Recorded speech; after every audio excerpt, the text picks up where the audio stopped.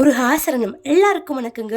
மாதத்திலே கடைசி மாதமான பங்குனி மாதமும் கடைசி நட்சத்திரமான உத்திர நட்சத்திரம் அன்று பௌர்ணமியும் ஒன்றிணைந்து சேர்ந்து வரும் நாளன்று தான் நம்ம பங்குனி உத்திர திருவிழாவாக கந்தனை வழிபாடு பண்ணிட்டு வருகிறோம். பங்குனி உத்திர சிறப்பான நாளன்று தான் நம்முடைய தெய்வங்கள் எல்லாருக்கும் திருமணங்கள் நடைபெற்றது. இதனால இதுக்கு திருமண விரதம் என்றும் பெயர் உள்ளது. இந்த சிறப்பான நாளன்று தான் கந்தனுக்கும் திருமணம் நடந்தேறியது. திருமணமாகாதவர்கள், குழந்தை இல்லாதவர்கள், வேலை தேடுபவர்கள், வாழ்க்கை இன்னும் சிறப்பாக வாழணும்னு நினைக்கிறவங்க எல்லாருமே இந்த விரதத்தை மேற்கொள்ளலாம். பங்குனி உத்திரம் வரும் வெள்ளிக்கிழமை வருவதால அதிகாலையிலே எழுந்து தலைக்கு நீராடி முருகனை முழுமையாக நம்பி தீபம் ஏற்றி அவருக்கு நெய்வேத்தியமாக சக்கர பொங்கல் செய்து படைத்து நம்முடைய விரதத்தை தொடங்கிடலாம். நாள் முழுவதும் உணவருந்தாமல் விரதம் இருக்கலாம். இருக்க முடியாதவங்க பால் பழம் சாப்பிட்டு நம்மளுடைய விரதத்தை கடைபிடிச்சுக்கலாம். அன்னைக்கு மறக்காம கந்த சஷ்டி கவசம் அவருக்குரிய பாடல்கள் எல்லாம் பாடி மாலை நேரத்தில் அவர் கோவிலில் போய் வழிபாடு பண்ணிட்டாலே போதும், கந்தன் நமக்கு அருள் புரிவார்.